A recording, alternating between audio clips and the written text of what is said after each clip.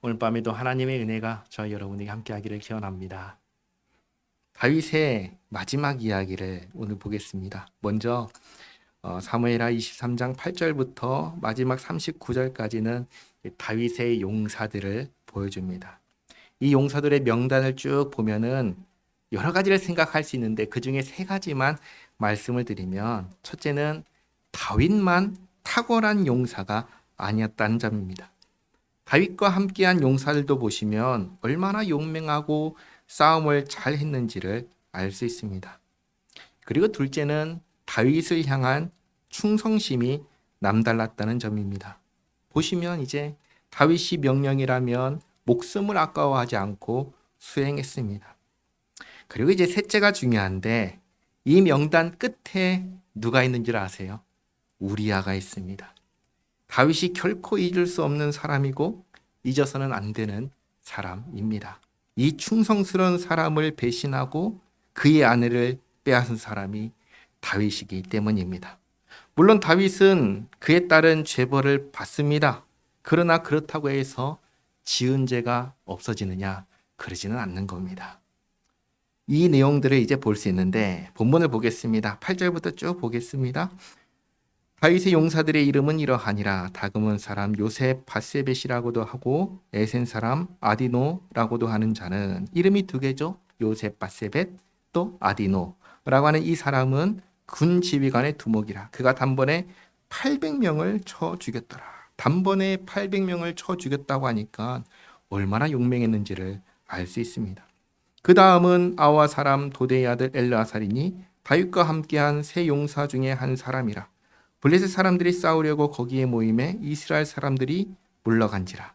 세 용사가 싸움을 도두고 그가 나가서 손이 피곤하여 그의 손이 칼에 붙기까지 블레셋 사람을 치니라.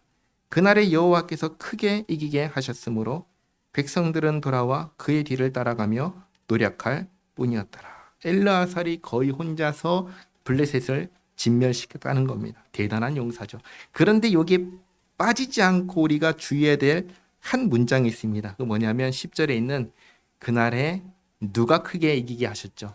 하나님께서 하셨다. 그러니까 다윗의 용사들이 용맹하고 싸움을 잘하지만 전쟁의 승패는 누구한테 있지요?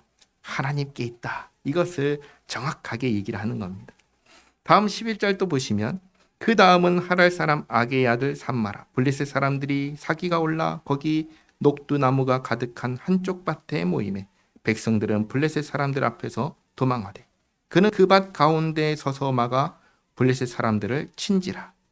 여호와께서 큰 구원을 이루시니라. 삼마도 밀려오는 블레셋을 밭에 서서 막아댔는데 이때에도 누가 이기게 하셨냐? 하나님께서 하셨다. 그 말씀을 하십니다.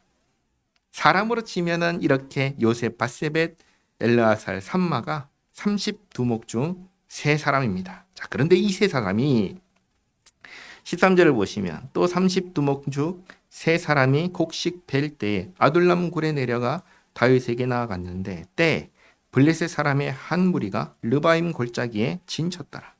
그때 다윗은 산성에 있고 그때 블레셋 사람의 요새는 베들레헴에 있는지라. 자, 이런 상황에서 다윗이 말도 안 되는 소리를 합니다. 15절. 다윗이 소원하여 이르되 베들레헴 성문 곁 우물물을 누가 내게 마시게 할까 하매. 블레셋 군대가 지금 베들레헴에 주둔하고 있어요. 근데 그 베들레헴에 있는 우물물을 마시고 싶다라고 얘기를 한 겁니다. 말도 안 되는 소리를 한 거죠. 근데 이 말을 듣고 16절. 세 용사가 블레셋 사람의 진영을 돌파하고 지나가서 베들레헴 성문 곁 우물물을 길어 가지고 다윗에게로 왔으나 다윗이 마시기를 기뻐하지 아니하고 그 물을 여호와께 부어드리며 이르되 여호와여, 내가 나를 위하여 결단코 이런 일을 하지 아니하리이다. 이는 목숨을 걸고 갔던 사람들의 피가 아니니까 하고 마시기를 즐겨하지 아니하니라. 세 용사가 이런 일을 행하였더라. 이 세 용사의 충성심 엄청났지요. 그리고 이것을 다윗이 절대로 당연하게 여기지 않았습니다. 이게 중요한 것이죠. 물론 일방적으로 좋아할 수도 있고 일방적으로 충성할 수도 있는데 다윗은 그러지 않았다는 겁니다. 이들의 충성과 헌신을 가볍게 여기지 않았습니다. 당연한 것으로 여기지 않았습니다. 충성하기 위해서, 헌신하기 위해서 무엇을 걸었고 무엇을 희생했는지 분명하게 생각했습니다. 이들은 뭘 했죠? 자신에게 물을 가지고 오기 위해서 목숨을 걸었다는 것을 분명하게 생각했습니다. 그러니까 다윗은 어떤 왕인가? 부하를 제대로 생각하는 왕이었습니다. 어쩌면 그랬기에 부하들이 다윗에게 목숨을 걸고 충성했을지도 모릅니다. 다윗은 자신이 잘못된 명령을 했다는 것을 인정하면서 하나님 앞에서 다시는 이런 명령을 하지 않겠다고 맹세합니다. 다음으로 18절을 보시면 또 스루야의 아들 요압의 아우 아비새이니 그는 그 세 사람의 우두머리라. 그가 그의 창을 들어 300명을 죽이고 세 사람 중에 이름을 얻었으나 그는 세 사람 중에 가장 존귀한 자가 아니냐. 그가 그들의 우두머리가 되었으나 그러나 첫 세 사람에게는 미치지 못하였더라. 그러니까 세 사람이라고 부르는 그룹이 여러 개가 있는데 앞에 있던 세 사람 그룹이 있고 이제 이건 두 번째 세 사람의 그룹입니다. 두 번째 세 사람의 그룹 중에 첫 번째다. 그 다음은 20절 또 갑셀 용사의 손자 여호야다의 아들 브나야이니 그는 용맹스런 일을 행한 자라. 일찍이 모압 아리엘의 아들 둘을 죽였고 또 눈이 올 때 구덩이에 내려가서 사자 한 마리를 쳐 죽였으며 또 장대한 애굽 사람을 죽였는데 그의 손에 창이 있어도 그가 막대기를 가지고 내려가 그 애굽 사람의 손에서 창을 빼앗아 그 창으로 그를 죽였더라. 여호야다의 아들 브나야가 이런 일을 행하였으므로 세 용사 중에 이름을 얻고, 그러니까 두 번째 세 용사죠. 두 번째 세 용사 중에 이름을 얻고 30명보다 존귀하나 그러나 앞에 처음에 말했던 그 세 사람에게는 미치지 못하였더라. 다윗이 그를 세워 시위대 대장으로 삼았더라. 브나야도 이렇게 용맹한 용사였습니다. 다음으로 요압의 아우 아사헬은 30명 중에 하나요. 또 베들레헴 도도의 아들 엘하난과 하롯 사람 사뭇과 하롯 사람 엘리가와 발디 사람 엘레스와 드과 사람 이게스의 아들 이라와 아나도 사람 아비에셀과 하면서 쭉 보시면 이제 34절을 보시면 이 사람이 나오죠. 마아가 사람의 손자 아하스베의 아들 엘리벨렉과 길로 사람 아히도벨의 아들 엘리암이 나오는데 이 엘리암이 누구냐면 엘리암의 딸이 밧세바입니다. 밧세바의 아버지가 엘리암입니다. 또 그 다음 쭉 내려가 보시면 마지막 39절에 햇사람 우리아라. 이상 총수가 37명이었더라. 이렇게 얘기합니다. 다윗의 용사 명단의 마지막으로 이제 햇사람 우리아가 나옵니다. 우리아도 그러니까 다윗의 용사였다는 것이죠. 하나님과 사람 앞에 충성스러운 사람이었습니다. 그리고 다른 사람도 아닌 다윗이 배신하여 죽인 사람입니다. 우리가 항상 기억해야 할 것이 있는데 다윗도 죄인이라는 사실입니다. 그리고 하나님께서 하지 말라라고 금하신 일은 정말 하지 말아야 한다는 사실입니다. 다윗은 이 범죄로 인해서 죄의 결과가 얼마나 무서운지 정확하게 경험했습니다. 하나님께서 금하신 일을 했을 때 세상 사람들은 괜찮다 할지 모르지만 성경은 전체를 통틀어서 아무 문제가 없다고 괜찮다고 하신 적이 단 한 번도 없다는 사실을 우리가 잊어서는 안 됩니다. 자, 그리고 마지막 24장입니다. 1절을 잘 보셔야 됩니다. 24장 1절. 여호와께서 다시 이스라엘을 향하여 진노하셨다라고 합니다. 하나님께서 누구를 향하여 진노하셨죠? 이스라엘입니다. 이스라엘을 향해서 진노하셨습니다. 하나님께서 진노하실 때에는 항상 진노의 대상이 하나님 앞에 의로울 때인가요? 아니면 범죄했을 때인가요? 범죄했을 때입니다.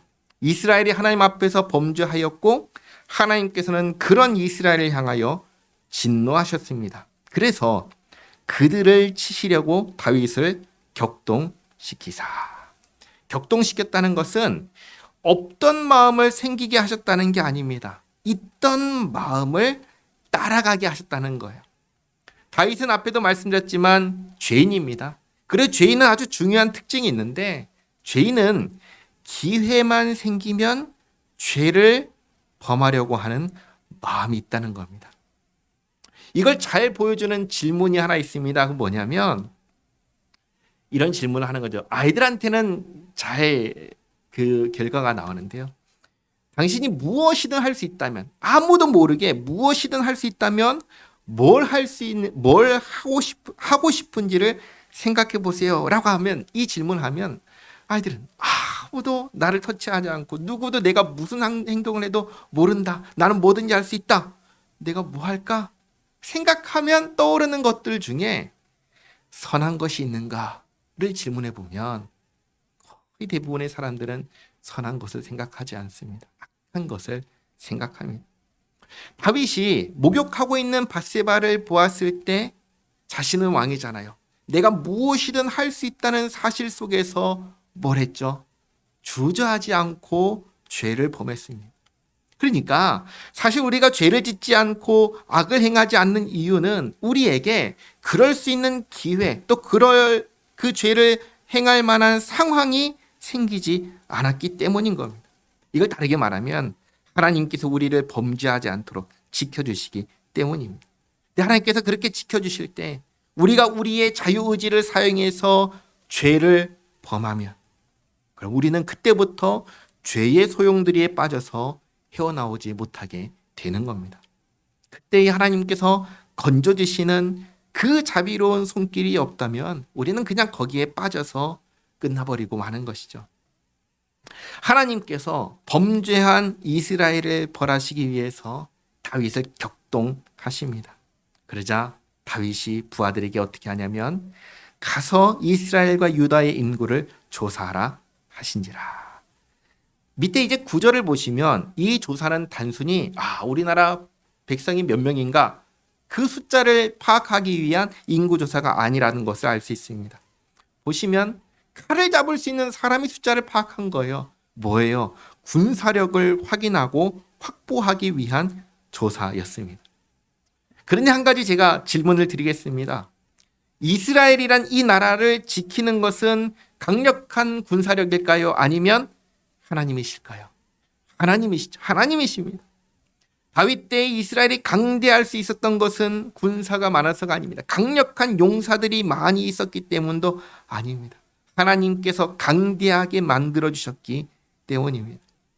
이스라엘의 역사를 쭉 보시면 이스라엘이 전쟁할 때 숫자가 많아서 이긴 적은 없습니다.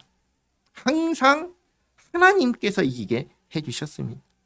그런데 지금 다윗이 하나님을 의지하는 마음이 아니라 강력한 군사력을 의지하는 마음이 생긴 겁니다. 이 없던 마음이 생긴 게 아니라 그런 인간적인 마음이 있었는데 그 마음을 따라간 겁니다. 그래서 인구조사를 시킵니다. 2절에 이에 왕이 그의 곁에 있는 군사령관 요압에게 이르되 너는 이스라엘 모든 지파 가운데로 다니며 이제 단에서부터 브엘세바까지 인구를 조사하여 백성의 수를 내게 보고하라 하니 요압이 왕께 아뢰되 이 백성이 얼마든지 왕의 하나님 여호와께서 100배나 더하게 하사 내 주 왕의 눈으로 보게 하시기를 원하나이다. 그런데 내 주 왕은 어찌하여 이런 일을 기뻐하시나이까 하되. 자 보세요. 요압이 왕의 명령에 알겠습니다 하고 순종하나요? 아니면 아니요 그러면 안 됩니다 라고 반대하나요? 반대합니다. 놀랍게도 요압이 반대합니다. 근데 지금까지 요압이 했던 행동들을 쭉 보시면 요압의 모든 행동들은 다윗을 향한 충성심으로 행동했나요? 아니면 자기 이익 때문에 행동했나요? 자기 이익 때문에 행동했습니다. 하나님을 생각하고 다윗을 생각하지 않았습니다. 그런데 놀랍게도 지금 다윗의 명령에는 반대합니다. 다윗을 위하고 하나님을 생각하면서 반대합니다. 놀랍게도 인구가 늘어나는 것은 누구한테 있다고 해요? 하나님께 있다고 합니다. 하나님께서 이 일을 베푸셔서 왕의 눈이 그것을 보게 해주시기를 원합니다 말합니다. 지금 그러니까 요압이 무슨 얘기를 하고 있는 거예요? 다윗의 명령은 잘못되었습니다 라고 하면서 지금 옳은 말, 바른 말을 하고 있다는 사실입니다. 여기서 우리는 누구나 바른 말을 할 수 있다는 사실을 발견하게 됩니다. 근데 사실 자격 없는 사람이 바른 말을 하면 듣기 좋나요? 아니면 싫나요? 듣기 싫지요. 이빨은 소리 냈지만 아이, 너나 잘해라. 그런 말 하고 싶잖아요. 그렇지만 오늘 말씀을 보면 어떤 사람의 입에서라도 바른 말이 나오면 그것이 바른 말이기 때문에라도 귀를 기울여야 한다는 것을 이제 깨닫게 됩니다. 다윗은 요압의 그 옳은 말, 바른 말을 듣나요? 듣지 않나요? 안 됐습니다. 그리고 어떻게 하는가? 4절에 왕의 명령이 요압과 군대 사령관들을 재촉한지라. 요압과 사령관들이 이스라엘 인구를 조사하려고 왕 앞에서 물러나 요단을 건너 갓 골짜기 가운데 성읍 아로의 오른쪽 곧 야셀 맞은 쪽에 이르러 장막을 치고 길르앗에 이르고 딤딧 후시 땅에 이르고 또 다냐안에 이르러서는 시돈으로 돌아 두로 견고한 성에 이르고 히위 사람과 가나안 사람의 모든 성읍에 이르고 유다 남쪽으로 나와 부엘세바에 이르니라. 이러면서 전국을 삥 돌았다는 것이죠. 그들이 무리가 국내를 두루돌아 9달 20날 만에 예루살렘에 이르러 요압이 백성의 수를 왕께 보고하니 곧 이스라엘에서 칼을 빼는 담대한 자가 80만 명이요 유다 사람이 50만 명이었더라. 이렇게 칼을 빼는 자, 군사력을 파악합니다. 그리고 난 후에 비로소 다윗이 자신이 하나님을 의지하지 않고 인간적인 생각으로 군사력을 의지하려고 했다는 것을 깨닫고 자책하고 회개합니다. 10절에 다윗이 백성을 조사한 후에 그의 마음에 자책하고 다윗이 여호와께 아뢰되 내가 이 일을 행함으로 큰 죄를 범하였나이다. 여호와에게 간구하옵나니 종의 죄를 사하여 주옵소서. 내가 심히 미련하게 행하였나이다 하니라. 그리고 여기서 이제 또 중요한 사실을 말씀드립니다. 우리가 이제 죄 사함을 받고 용서를 구하면, 그래서 용서를 받으면 벌을 받지 않는다라고 생각하는 경우가 있는데 그런가요? 그렇지 않다는 것을 다윗의 역사를 통해서 알 수 있죠. 죄를 사하여 달라는 것, 그것은 벌을 면해 달라는 게 아닙니다. 죄를 사하여 달라는 것은 나를 버리지 말아 달라는 겁니다. 나를 버리지 말라는 거예요. 에베소서를 보면은 죄인은 하나님께서 사랑하는 대상인가요? 아니면 진노하시는 대상인가요? 진노하시는 대상입니다. 하나님께서 저주하시는 대상이 죄인입니다. 그러니까 내가 죄를 범한다는 것은 하나님과의 관계가 유지된다는 걸까요? 아니면 깨진다는 걸까요? 깨진다는 겁니다. 끊어진다는 거예요. 그리고 죄 사함과 용서를 구하는 것은 이 관계를 끊어버리지 말아주시기를 구하는 거예요. 죄를 범했음에도 불구하고 하나님께서 나에게 자비를 베풀어 주시고 나를 품어주시고 나를 사랑해 주시기를 구하는 겁니다. 그리고 참으로 감사한 것은 우리가 하나님께 죄 사함과 용서를 구할 때 하나님께서 들어주셔요? 아니면 거절하셔요? 들어주십니다. 물론 거짓으로 구할 수 있습니다. 근데 우리가 거짓으로 구할 때 하나님께서 모르실까요? 다 아십니다. 우리 하나님은 우리의 무엇을 보세요? 겉모습만 보세요? 아니요. 우리의 중심을 보십니다. 우리가 거짓으로 구할 때 하나님은 들어주지 않으십니다. 그러나 내가 정말로 잘못했음을 인정하고 내가 죄인임을 인정하고 용서받을 자격이 없음을 인정하면서 그저 하나님의 자비하심과 은혜를 구하며 구할 때 하나님은 죄를 사하시고 용서하여 주십니다. 그러나 벌은 면제하지 않으십니다. 그래서 11절 말씀 보시면 다윗이 아침에 일어날 때 여호와의 말씀이 다윗의 선지자죠. 선견자된 선지자 갓에게 임하여 이르시되 가서 다윗에게 말하기를 여호와께서 이와 같이 말씀하시기를 내가 내게 세 가지를 보이노니 너를 위하여 너는 그 중에서 하나를 택하라.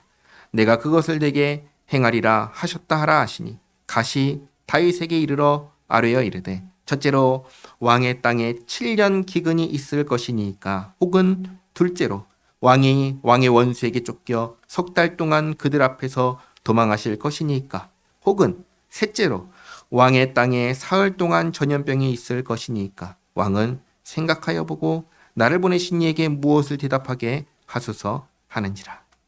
다윗이 갓에게 이르되 내가 고통 중에 있도다. 청하건대 여호와께서는 긍휼이 크시니 우리가 여호와의 손에 빠지고 내가 사람의 손에 빠지지 아니하기를 원하노라 하는지라. 자, 다윗이 이 세 가지 중에서 무엇을 선택했을까요?